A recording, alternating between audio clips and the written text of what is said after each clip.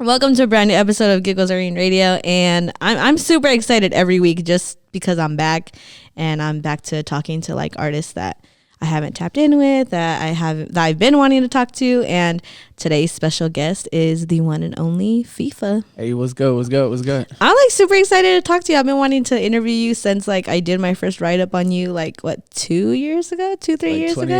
2019 or yeah, I think it was like the end of 2018, I think. Yeah, so I was just like, oh, I gotta talk to this fool. I mean, when I met you I was like, cool, but it's different like meeting you and like saying what's up. And like we always bump into each other. We just never took it to this level. And then like nobody wants to like be bugged about their music like when they're like, because we're always working. Say it again.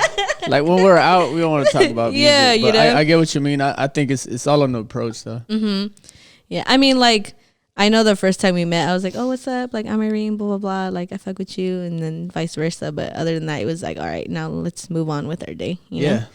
So it's nice to have you here. Thank you for coming. Thanks for having me. Thanks to the crew, all the guys out here. Yeah.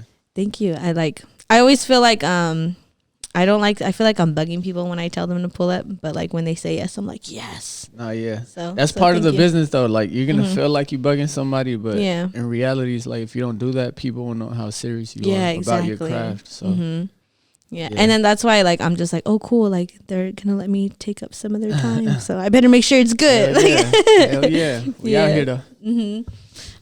So I just want to like get right into it. So your name, where does it come from? Because it's pretty popular, but at the same time, everybody's like, you know, I'm sure you get the questions like, you know. I always get like, bro, you good at FIFA? We're FIFA, but FIFA did come from the video game. Okay. This was when what was it? One of my neighbors wanted to learn how to play the game FIFA. Oh, okay. You get me? And at that time, people were playing like 2K and Madden and stuff. Yeah. So I pretty much introduced the soccer world to the neighborhood. And football. Then, football and soccer, whatever. So I introduced the game to them, and then he had a little boy, and he struggled saying my real name. So then the homie was just like, man, just go Uncle FIFA. He's like, man, go Uncle FIFA. Now the homies were like, what? So my name in the neighborhood was really Uncle FIFA. It wasn't really FIFA. It was like Uncle FIFA. Yeah. Like, you get me? Big homie, little homie, they were calling me Uncle FIFA. So that, and then that's tight.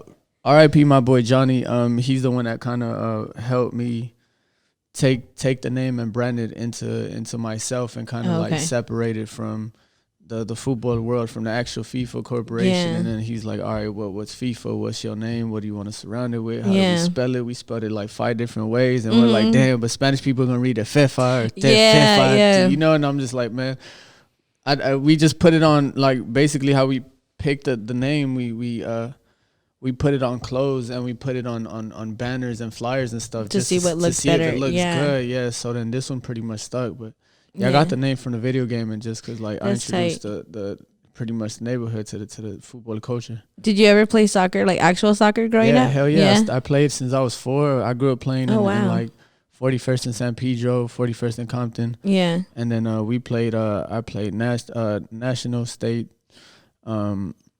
Since I was like 16 till like I was like 16, 18. Then I had a back injury, took me out for like 2 years. And then that's kind of how it shifted my soccer world into like the music world type stuff. Okay.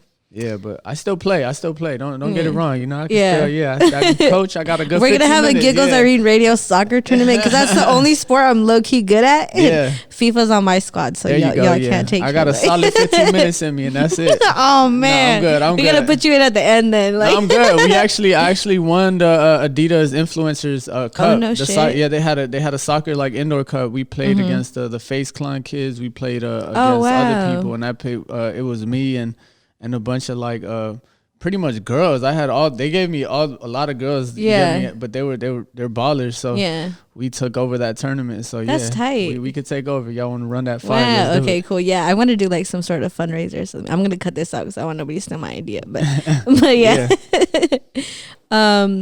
So was Spanish your first language? Because I know like in your music, you mix both languages and you speak it pretty fluently. So yeah, it's definitely my first language. My mom, she came to LA, she came to America, and So at home, I learned Spanish. That was my first language.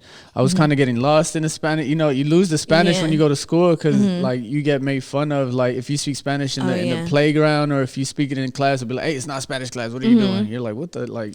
Yeah, because they're really on you about it. Yeah, they were on me about that. And then you know, thank God I got my people like my brothers who always spoke it and always like pushed the culture in me and you get me. So yeah. Spanish is my first language. Yeah, that's good. I think that's so important because, like, I remember in school, like, they would separate us into, like, all the English-speaking kids and the Spanish-speaking kids, right? Yeah. And Spanish was ESL at one point. Oh, really? Yeah. See, like, English was my first language. My parents didn't teach me Spanish. Yeah. So, like, growing up, I wasn't able to communicate with, like, some of my family.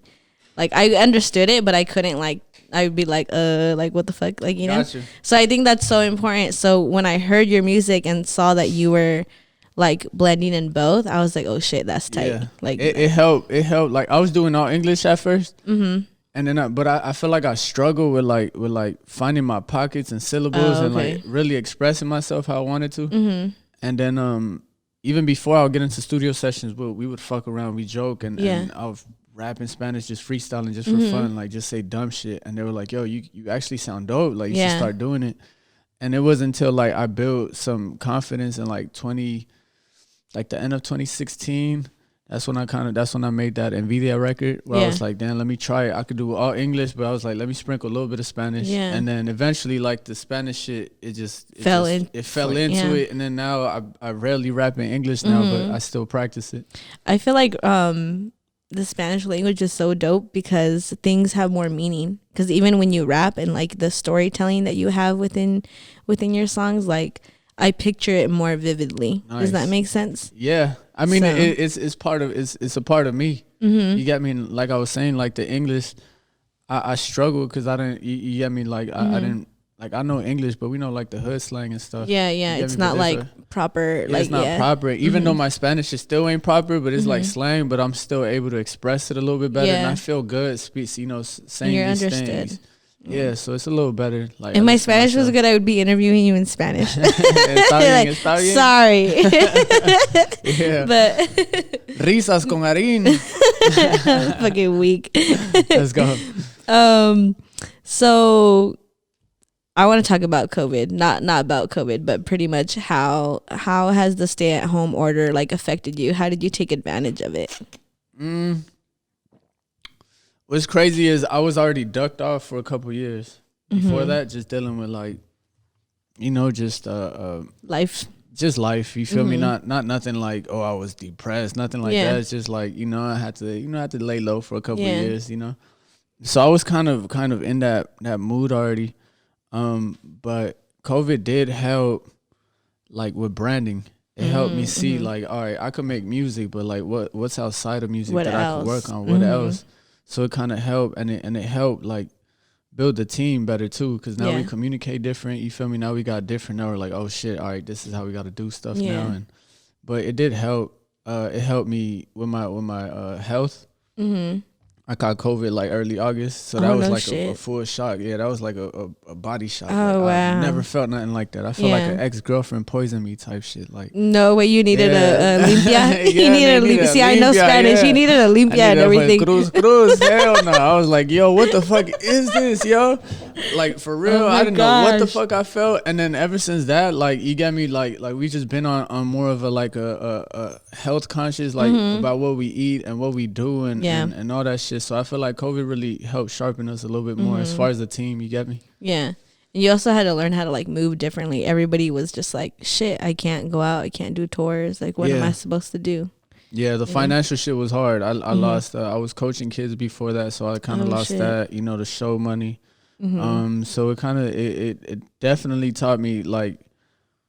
It taught me that you could have something and it could get taken away so fast. So it's like, you know, like you got to really know what the fuck you're doing with what you're presented with. You know, whatever life gives you, like you got to really do something with it. What's that saying? Don't put all your eggs in one basket. Yeah. Yeah. That's what happened, yo. I was it was scary. Yeah. I want to talk about your visuals, because the first visual I ever saw of yours was Lo Bueno, Dead or Alive, and I really liked that visual. It It was a visual that first introduced me to you, because that was the first write-up that I did for you. Yeah. And I like that there was like a storyline, like it had a plot twist. Like you guys have to watch it. He was like a gardener, and then he ends up like, I don't want to give it away. I want people to go watch it. It's a cool. How important is it for you to be like super creative with your visuals? I think it's important because some people, you got to understand your listeners. Some people are attracted by ear, some attract the eye, and so it's different. And I think visuals give artists an opportunity to really like paint that picture for them. You get me? Yeah. It is hard on the independent level because you got a budget you got to work with. So that's the tricky part of like really putting that shit out there and really making it look how you want to look. So we try our best, but at the end of the day, you just gotta have a vision. You gotta have a game plan, and then eventually you attract the people who want to work with you. And shout out to Yellow and what's his name, and Gary. They're the ones that shot that video, and yeah, I gave them my idea, and they were like, yo, we love it, we know what to do with it, like don't worry, boom boom boom. I was like, all right, fuck it. So we made it happen. But I do think visuals is something I want to step into a little bit more. You get me? I want to get a little bit more creative, like just learn a little bit more, and I feel like that's my next step. Yeah. Okay. See, so you're diving into, because it's like when you're able to focus on the music and you got that handled, you're like, okay, what's next? Yeah. Now you could put your hand in the visuals and like a brand, like the LAtinos. You gotta package it well. It's all about packaging. You feel me? Music is just like making the music. Like I feel like that was the easy part for me at one point. Even till now, I feel like, all right, I could go tomorrow and I could make a song tomorrow. I could make 4 or 5 songs, but the hard part is how do we present this and make people. Yeah. How do we attract people? So I'm learning that. You get me? I'm learning the visual stuff. I'm very hands on with like editing. I'm sitting next to the director. That's cool. I'm sitting next to him like, bro, what the fuck are you pressing? Like, yo, go, let's try that. What other effects can we do? Like, you get me? Yeah. So I'm getting real hands on with that. So it will get better. Yeah, it will get better. That's dope though, because you literally see like your ideas come to life instead of just like handing it off to someone. I know that's easier for a lot of people. Yeah, because sometimes I'm just like, damn, can I just have somebody else do it? But it's never as good until like you do it yourself. Yeah, especially on the independent grind. You have to show interest. You feel me? Because like I feel like when you're signed, you get me, you kind of have that help. You have that support. You feel me? We're just like sometimes. You'll be like, all right, well, they could do it. They're getting paid. Boom, boom, boom. But like being independent really makes you want to be hands on with your art. As far as me. Yeah. You get me? Yeah. So that's just it. I just want to learn. It's a learning process. And it's dope too, because when somebody comes to you with a bag to get signed, then you already know, like you're at a level where it's just like, this is what I want. This is what I think I deserve because I'm able to do this, and this, Yep. Hell yeah. So that's dope. I'm glad. Yeah. Better be a big bag y'all bring. Shit. It just got to make sense. It has to make sense. The plays got to make sense, their connections got to make sense with our vision. And that's pretty much like, we don't really, our movement's more just like, just making sure that the vision is clear. We don't really put money in, like, we don't really let money get involved in our conversations like that. That's when things start to get a little messy. Yeah. It does. So your music contains a lot of story. Obviously, because your lyrics are coming from like you're writing them. Yeah. And how important is that for you to incorporate great story into your lyrics? Because you could be out here talking about like money and bitches, like but just in Spanish, shit. And sometimes like, you do add little doses of that, because we all need like we all need a banger every now and then. Yeah. But how important is it for you to really dive deep into yourself and let listeners know like? It's important. I'm looking. I'm not thinking about the moment. I'm thinking about like 4 or 5 years from now. Do I see myself performing these songs, or am I going to be in the same headspace 4 or 5 years from now? You get me? Because I've seen interviews of artists that'll be like, man, I don't even like performing that song because I'm not in that headspace anymore. You kind of get what I'm saying? So I'm being fully aware of that, of what I'm putting out on the universe. Yeah. I do have a 6-year-old who does. That's right. Yeah. Watch what I'm doing. You get me? That still won't stop me from making fun music. You get me? There's a time and place for that, but I feel like with COVID, it kind of helped me like dive deep. Gave me layers. I had to like just figure this shit out. Be like, man, I don't want to. Not that I don't want to be that artist, but I feel like where I am now this is where I am spiritually and mentally, and I want to put that out. I've never ever heard that before. Yeah. That's a dope mindset to have.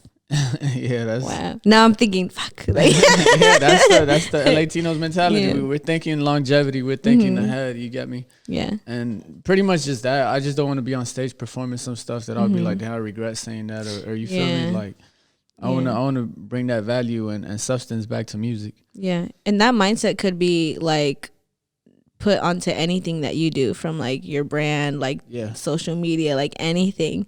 That's why I'm over here overthinking, like, oh crap. Yeah, but that's dope. That's a dope mindset to have. Hell yeah, thank you. Speaking of like your brand and everything, like longevity, can you talk about your brand? Like where did that? Yeah, LAtinos was it came from growing up and dealing with a lot of segregation within our culture, just being Salvadorian, Mexican, wherever the fuck you're from. There was always politics that kept us away, right? And then we have teams. We have Lakers, you have Clippers, you have Dodgers, Angels, and then that's another way to segregate it. That's another way to keep us separate. You feel me? So I was like, how can I create something that could unite all the Latinos from LA? Because at the end of the day, it's a LA culture. It's not just you feel me. It's about the LA culture, and we're just the ones. It's a lot of us out here, so why not represent it and bring us together and make people feel like they're a part of a team or a movement without looking to the left and be like, oh, that's a Mexican, oh, that fool Salvi, oh, that fool nigga. You know, it's like more just like, nah, we're the same. We all come from the same place. Yeah. And you know, we're headed towards the same bag. So it's like, why not make it happen? So LAtinos pretty much came up from that, was just seeing how they separate us in this environment in our community. Yeah. And just trying to like glue us together. Bring us together. Yeah, just glue us together one time. So is that why they're jerseys? Yeah. Really? That's the reason. Tight. That's the reason why I involved like the basketball jersey, just to make people feel like you're part of a team. You feel me? It's like, damn, this is a team jersey. So it's like, and you don't necessarily have to be Latino to wear it. You get me? You're just supporting the Latino culture. Like, if you go eat Chinese food, you're just eating Chinese food. You get me? If you go eat Mexican food or Jamaican food or any, it just you know, it's just whatever you would like, and we try our best to make this shit look good too. You get me? We take our time with like you said, like branding and designs and stuff. Yeah, that's dope. I knew that you were trying to like bring it together, but it all makes sense now because it's a jersey. Yeah. Wow, I feel really dumb. No, you good. My beat will be too fast. That's what it is. It takes a while. You know, it takes a while to really put this out, like, and make the vision clear. Like I said, that's what we're working on, is to make the vision a lot more clear with like visuals and content. You feel me? So I think we're on our way. But the main purpose was to build a strong core and foundation, and I feel like we have that. Like, you get me? We kind of have that now. So you guys will be seeing a lot more from us. I like how what I've seen from it already like feels like home, because like you have like I've seen some jerseys that you have that have like the palm tree on it, and then I've seen some jackets that you've made, like the fur coats that remind me of like the Mexican blankets. Like, jackets, the Cobija jackets. I'm just like, damn, that's so tight. Like, shout out to my boy Esco. He's our creative director. Oh really? Yeah, it's really teamwork though. Is my brother Esco, myself, the homie Bravo, and the other homie, we call him Lewy. And we were just talking about like what makes us Latino in LA. Like, you got me in there. That's how we came up with the flower lady, the balloon guy. Yeah. You know, the elotero stuff before all the this craziness started happening. Even though it's been happening, let me fix that. It's been happening back home. That's the reason why I don't put so much light on that. You got me? Because it happens back home. Yeah. At a worse scale. You feel me? So it's like America does a great job with putting that out there, trying to fuck with us. You get me? And try to separate us. So prior to that, we were just trying to embrace our culture. Like, how can I explain this? We were doing a Central American parade. Yeah, right. The Central American parade at one point. And I noticed some of the parents were like cooking up pupusas and tacos and stuff. Yeah. And I saw the little kids, they were like in the back, a little bit of like, they were kind of ashamed of being there. Like, damn, you know, my parents do this or whatever. I'm trying to make them trying to make them feel like, yo, it's okay. This is our struggle. We got to embrace it. We got to make it look cool. So we put it on some dope hoodies. We get, you know, dope colors and make the shit look cool. So that way these kids won't feel ashamed of their parents' grind or whatever. You get me? That's our struggle. That's our story. Yeah. It's really a part of us. And it's kind of, well, it's not funny, but I just find it like kind of weird how like like growing up, we don't really understand. We're just like, oh shit, because like we're comparing like to what we see on TV and such. But like you grow up and you see like all these other brands making money off the like the paletero like pins and like, you know, I'm just like, bro, what the fuck? Like y'all didn't think this was cool when I was stopping my tío to buy an ice cream. Like, you know what I mean? And it's just like, but now like you have it on your jacket. Like, that's how we kind of took off the paletero stuff off from our designs, just because it's too not gimmicky, but just because I don't, there's too much politics behind that right now, and I don't, you know, it's just, my goal was just to embrace it, make it look cool. You feel me? Like where kids you could see one of us wear it down the street, and little kids, mom might be a flower. He'll be like, damn, like, yo, that was dope. Like, damn, my mom, you feel me? Like, yo, my mom does that. It gives them a full sense of pride that they should already have, but like it's something they have to grow into. Yeah, but like you said, America did a good job of making us compare and like feel like, you know, make us feel less of you know, but we're working on that. Yeah. Well, let me know if you need any help trying to figure that out, because I'll gladly help. Hell yeah. You recently dropped do I call it a project or an EP? What is it to you? Okay, so you dropped an EP called Animo. See, did I say that correctly? Animo. Animo, yeah. My Spanish is like hella rusty. Like it's bad. We have to talk to you in Spanish. I know. You don't get it right. So what made you choose that name for the project? Animo, I sat down with my manager Chris, and we just had ideas. He was like, yo, find that one word that could describe where you are right now. And we had a couple samples, you know, and I think Animo kicked in. I forgot how it kicked in, but I was just watching like motivational stuff and all that stuff, and I was just like, fuck, I was just reading letters, and I was reading some Spanish stuff too. Yeah. And then Animo just kicked in. I saw the word Animo. I was like, Animo. I was like, damn, I remember that. Yeah. When you hear Animo, it's like it kind of wakes you up. You get me? That's what I feel. I feel like that's my purpose right now in this game. Is just to like really wake up our culture. Kind of like, yo, we're dope.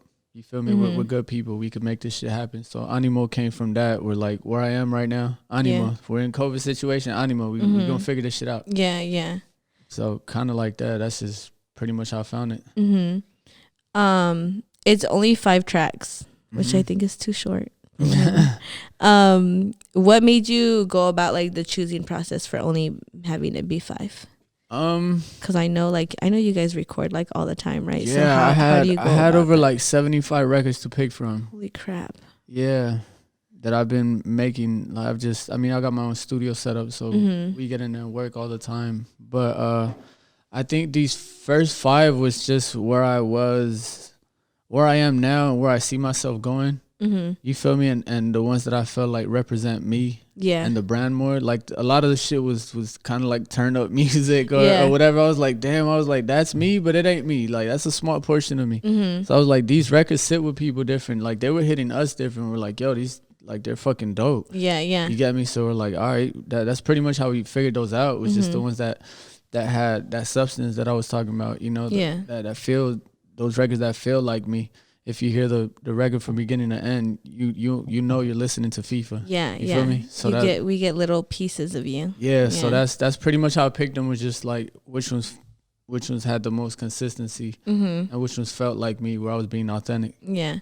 How did you go about picking the sound? Because like I found myself running it back and back because like I heard like trap Feefa and then like obviously like English and Spanish Feefa, and I found like doses of like rock en español too, and I was just like, oh, what the fuck, like it really brought me, I felt like hella young. So like how did you go about basically like the sound of it all? Just brainstorming studying our music, the music my mom grew up on, you feel me, salsa, merengue, cumbia, all that rock en español stuff, like all that stuff. I went back to study that music, and not only just studying the sounds, but studying their lyrics. Like how come those lyrics still sit with us till this day, you feel me? Like what are they doing, you know, or how are they expressing themselves that sits with us? Like how do y'all do it? Because it's real simple. It's real really simple. Like they say the most simple shit and it sits with you. You're like, oh my God, he's talking to me. Bro, it's wild because like if you listen to Spanish radio, they literally play the same, like they've been playing the same song. Like I know they say that about radio in general, but like no, like Spanish radio plays the same songs. Like since I was little, like that's what helped me learn Spanish a little bit, listening to like Spanish music. And dude, they really play like the same shit like over and over, and it doesn't get tired. And now that I'm older and I understand, like I feel these songs and I'm just like, damn, what the fuck was I doing singing this shit when I was little? And now it's more like reggaeton dominant. Yeah. But even that, like that's dope. I just felt like that wasn't me. You get me? Like we grew up on a different vibe, different scale. We're Central American, so we have a different energy. But yeah, that's pretty much how I picked it. Was just studying like the sounds that hit people different. Even like listening to samples, like the Emi Bolsa record with produced by Cypress and Bravo. Yeah, that one was just a funny idea that we had. It was like, yo, let's just sample some fucking this cumbia sonora dinamita. I was like, yo, the trumpets is slapping. I was like, what if we keep that shit consistent? And then, yo, let's chop this up. So we worked the sample out with Bravo, and then we're like, man, we need that West Coast touch though. Yeah. So we sent that shit to Cypress. Cypress added his drums, sent that shit back. And I sat on that beat for like a month, probably a whole month. Because I was like, all right, this is too fucking new. I don't even know what the hell we just did. But then after a while, like just studying a lot of old music, I was like, damn, all right, I know where I could go with this. Yeah. But basically that, like just finding sounds that that define our culture, just trumpets, pianos, maracas, salas, just it's a certain type of sauce you got to add to it. Yeah, but that's pretty much how I came up with it. It's the same way the way rappers go back and study like the ones before them, but that right there, you get to study rap and like a whole everything that's made you. Hell yeah, and hip hop again, it's about teaching somebody. It's information. Like that's why we used to love the old rap, because they were teaching you new words and slick ways to use metaphors. And you're like, damn, you get me. Even with sounds, Jay Dilla and Kanye did a great job with sampling old stuff and making it sound new. Yeah. So. Not to say I took that method, but I was like, yo, that's fucking dope. Like, why don't I do that with our stuff? Because there's a lot of good music in our culture, a lot of dope shit. And you'll hear it, you kind of hear it on this tape. And then within the music that we'll be releasing in the future, you could, you'll be able to catch some classic shit. Okay, so you're saying there's more music to come within the year? Hell yeah. Okay, I don't know. That's why I'm asking. Hell yeah. That's why we started with 5. We're like, let's see where the world is right now. Let's see how they take these 5. Because I think my last drop before that was Enmi Bolsa, which I dropped in June during COVID. And then that one was already planned, but unfortunately, you get me, we can't be in club, we can't be out. So we're like, man, fuck it. I was like, all right, where's my energy at now? Let's just chill it out. You get me? I'm pretty, let's just vibe. Yeah. So we just created a dope vibe. We had some corridos in there. Shout out to my boy KSB. Yeah. He's the one that's been putting me on corrido like school. Like I didn't know anything about it, but now I'm in the studio recording a whole banda de músicos. Like I'm recording them. I'm learning how to use their lingo, like la requinta. I'm like, yo, what the fuck? I'm like, what are y'all talking about? But I'm learning. You get me? I'm putting myself in positions to learn, and then just to help expand the culture. You get me? And really show with action that, man, we could really make this shit happen. Like, I think 5-10 years from now, you wouldn't think of a Salvadorian and a Mexican dude from LA making a corrido record. You kind of get what I'm saying? So it's like, we're thinking about deep shit like that, how to really change the game. Like, without even realizing it, you're breaking boundaries for the future. That right there. Yeah. Oh yeah. Yeah. That's dope. That's super exciting. I think if a lot of people were to realize that and move like that, a lot of things would be they would second guess and like redo like certain songs and stuff, just so that they could make sure they're giving off the proper message. Yeah. And, Yeah. I mean, we need the good and the bad. You feel me? So it all balances out. I know. We can't all be we can't like everything. You get me? So even with my music, I don't feel like everybody's gonna like it. I like it. I like what I'm making, so I'm cool with as that. long as you like it and you're having fun with it and you have fans. I feel like even before that, like my music stuff, I wouldn't even tell people I made music. They'll just find out. They'll be like, fuck, you make music? I'm like, yeah. Yeah. Now I'm just a little bit like, I'll be doing some shit. You get me? But I think it's our process right now as far as like the Latino culture in LA. You get me? Changing the perspective of a Latino artist. You get me? being accepted of somebody like myself who grew up skateboarding, grew up playing soccer, grew up playing ball, whether you was black, brown, Korean, whatever. We didn't think like that. You get me? We're just, I feel like we all feed off each other. Yeah. You get me? Yeah. I think it all has to do like with where we come from and like, you know, who we surrounded ourselves around like growing up. Yep. So that's important. That's dope. I'm so excited. So when's the next drop? No, I'm just kidding. What month are we in? I'm like, just kidding. I don't want to get you. I don't want to get you in trouble. Damn, we're in March. We'll say like. Chris is like, I could shut up. Don't give a date. We're not giving a date. We don't have a date. Jennifer in March. Hey, give me like 2. Like, give me something like 2 months. We got we it's already done. Yeah. We'll just tell you that it's done. Okay. It's done. The so you're just sitting on stuff.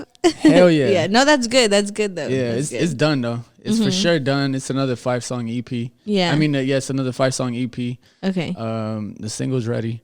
So what you're gonna have to do is add the current one to a playlist and then add the other one, so it seems like yeah, pretty much. Yeah, we gonna figure it out. We gonna figure it out, especially with this NFT stuff that came up. Yeah. It's real dope how they're giving artists their rights and how we could protect ourselves digitally, because we never knew how to protect ourselves in the digital world. We just knew how like to upload and like put it out there. Upload and the thing is, as soon as you upload something on the internet owns it.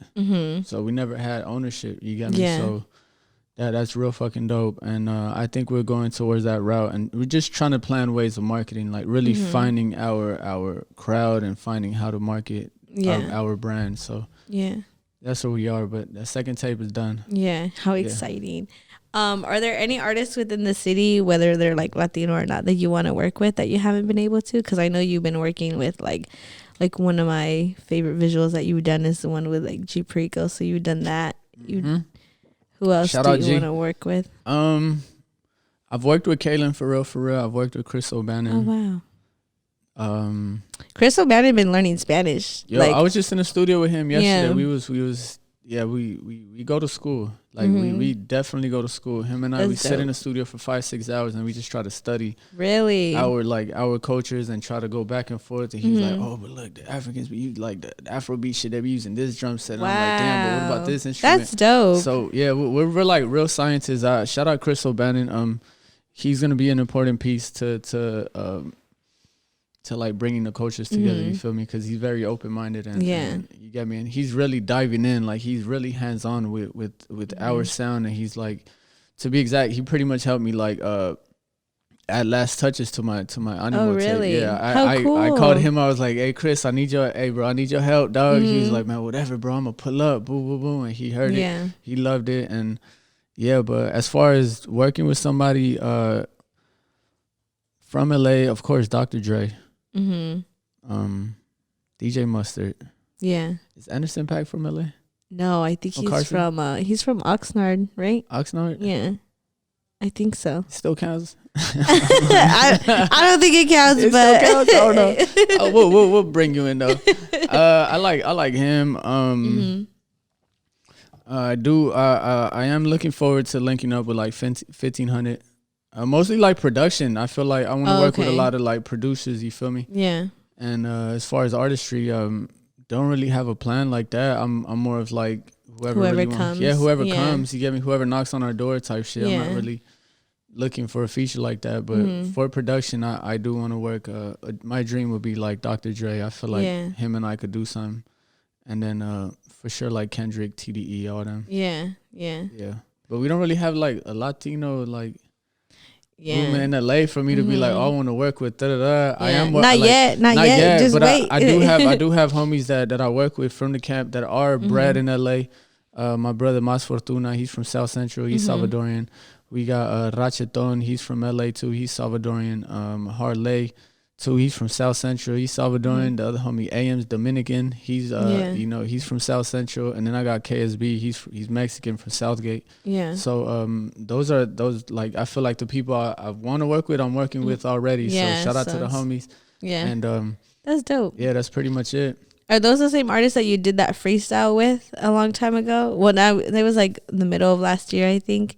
It was a bunch of like Latino artists. It could have been.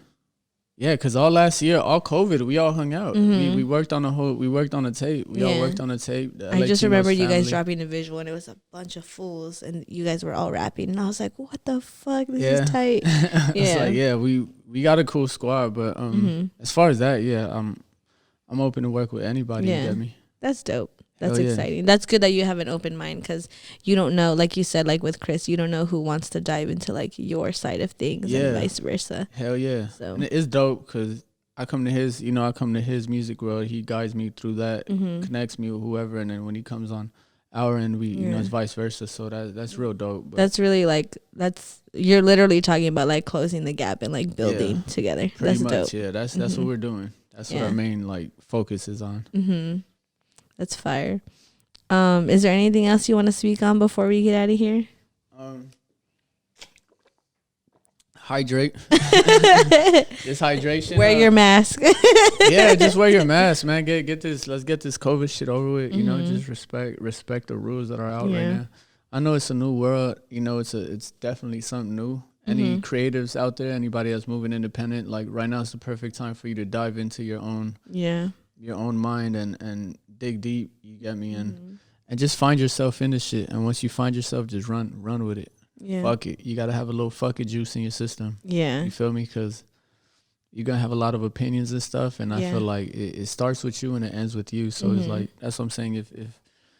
If you really want something, you shouldn't be afraid to go knock. Like, you don't lose from that. You don't lose. Like, if any, you're supposed to learn from every L you take. Hell yeah. And the thing about the land code, I just had this convo with my mom, is like, we put our pride before anything. Like, we're very prideful. Someone orgullosos, you feel me? So it's like our pride, our ego gets in the way of a lot of opportunities. We'll be like, nah, we don't want to reach out because you get me? So it's like really, really erasing that and just being completely vulnerable and being like, all right, this is how we got to make shit happen. And you know, just changing it, just shifting, man. Just shifting with the world. That's pretty much it. So any independent artist, man, stay on your shit.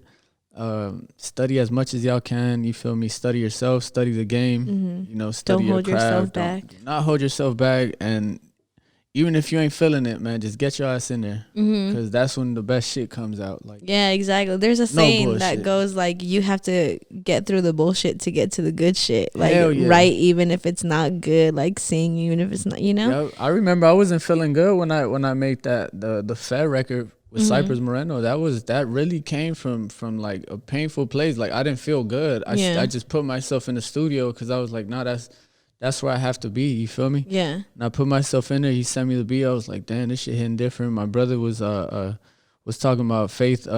Before that, he got it tatted on himself, so that kind of like planted that seed. Oh, okay. So I was like, damn. I was like, all right. I was like, fuck. Yeah. I was feeling like shit. You feel me? I was like, nah. I was like, I felt something, and I just feel like that's what works for me. It's like, when I feel it, whether you feel it or not, just get yourself in there, man. That's it. Push through it. Push through it with faith. No money with money. Don't stop putting excuses, man. Financial shit is it's a part of the process, but don't put that as an excuse. Like, oh, I can't make it happen because I ain't got the money. No, you could make it happen. You just gotta. You ain't putting your vision out there. It's clear. And there's people who want to be a part of something out here. Everybody wants to be a part of something. You feel me? Yeah. So it's like, if you open them doors, like you will get that help. So that's pretty much it. Just I'm gonna leave with that. Yeah. Yeah. A little bit of motivation for you. Hell yeah. A little bit of animo. Let the people know where they can find you on social media. And y'all can find me on Instagram and social media platforms at Feefa_LA. That's FEEFA. And on Spotify, Apple Music, all the music platforms, and YouTube, just type in Feefa, FEEFA, and I should pop up right there. Boop.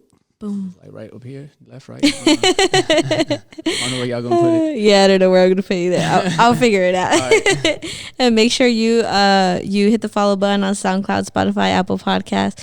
Make sure that you guys follow us, Giggles Irene Radio, on all streaming platforms. Make sure you like and subscribe and share. And thank you again for coming out. I really appreciate it. Thank you for having me. I'm glad we did it. Yeah. Now I don't have to bug him awkwardly about music at events and stuff. Like, so what the fuck is up? Now we know we're locked in. We're locked in. And I promise next time my Spanish will be better. You're good. Yeah, next time it'll be half Spanish, half English. God, for real. We'll do like 20% Spanish, 80 English. We'll get there. We'll work our way up. It's practice. Let's get it, though. Thank you for playing them. I appreciate you. Let's get it.